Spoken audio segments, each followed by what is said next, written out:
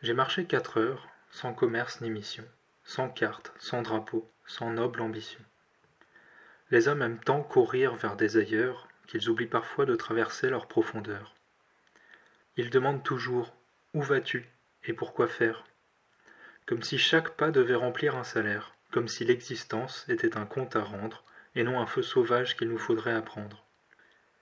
Alors j'ai laissé mourir les buts sur le chemin, comme tombent les feuilles des arbres souverains. J'ai déserté l'horloge et ses petites tyrannies, ses secondes en uniforme et ses urgences, plus ou moins bénies. Le monde productif me criait « Travaille donc !» Moi je suivais le vent dans ses détours oblongs, car il est des moments où l'âme, lasse et nue, refuse d'être outil pour devenir avenue. 4 heures de dérive, et pourtant quel voyage que les routes sans dessin connaissent davantage. Le fleuve n'a jamais consulté de projet pour apprendre à la mer le secret de marcher. Je croyais perdre du temps, c'est lui qui me quittait. Je croyais fuir ma tâche, c'est elle qui tombait. Sous mes pas se brisait le vieux maître intérieur qui mesure la vie avec une règle en fer. Les meilleures pensées ont souvent lieu dehors. Quand le corps se remet à penser par ses jambes, l'esprit cesse enfin de tourner sur lui-même et de trembler dans sa chambre.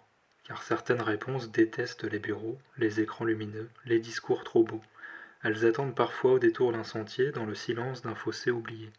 Et si rien n'est venu, cela vaut davantage. Tout n'a pas à produire son fruit ou son message. L'arbre ne se justifie pas lorsqu'il grandit, le soleil ne rédige aucun compte-rendu sur le grand midi. J'ai marché 4 heures sans objectif précis, et peut-être est cela ce qui m'a sauvé aussi. Car il est des journées où le plus grand courage n'est pas de conquérir le monde, mais simplement de continuer le voyage. Alors quand le soir est venu déposer son or sur mes épaules, je suis rentré avec exactement ce que j'avais emporté. Rien. Et pourtant, je rapportais un ciel entier dans ma poitrine.